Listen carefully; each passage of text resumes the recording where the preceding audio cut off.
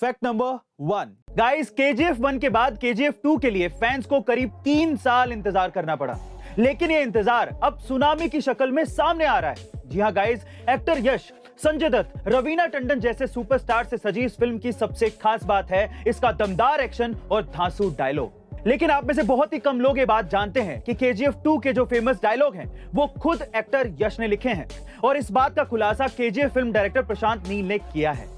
उन्होंने कहा कि फिल्म का सबसे famous dialogue violence violence violence, I don't like, I avoid it, but violence like me, ये डायलॉग यश ने लिखा है।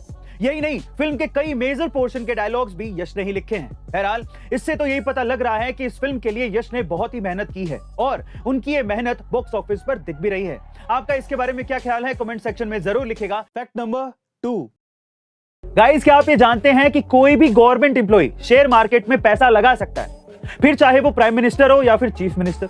लेकिन आपने कभी ये सोचा है कि हमारे देश के PM और CM के पास तो सारी इंफॉर्मेशन होती है, जैसे कि कौन सी कंपनी कहां और किससे डील करने वाली है। तो फिर इस हिसाब से तो गवर्नमेंट एम्प्लॉइज या फिर PM या CM शेयर मार्केट से भारी मुनाफा कमा सकते हैं, लेकिन ऐसा नहीं हो पाता। आखिर क्यों?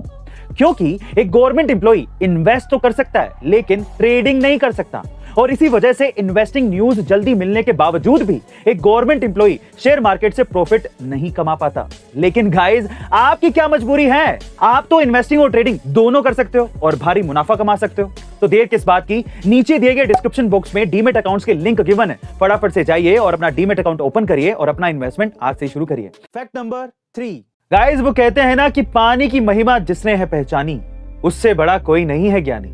ये कविता 85 साल के मांगीलाल गुर्जर जी पर सटीक बैठती है। पानी बाबा के नाम से मशहूर मांगीलाल जी राजस्थान भीलवाड़ा गांव के निवासी हैं, जो पिछले 27 सालों से अपने खुद के द्वारा खोदे गए कुएं से प्यासे राहगीरों को पानी पिला रहे हैं। ऐसा नहीं है कि वो सिर्फ अपने गांव में आने वाले राहगीरों को ही पानी पिलाते हैं, बल्कि वो दूसरे गांव-गांव जाकर भी ये काम करते हैं। यही नहीं, प्यासे लोगों की जल सेवा के लिए उन्होंने अपने घर परिवार तक को त्याग दिया है। उन्होंने अपनी सारी खेती और जमीन चाचा के लड़कों में बांट दी और सिर्फ पानी का मटका और लोटा लिए लग गए जल सेवा में।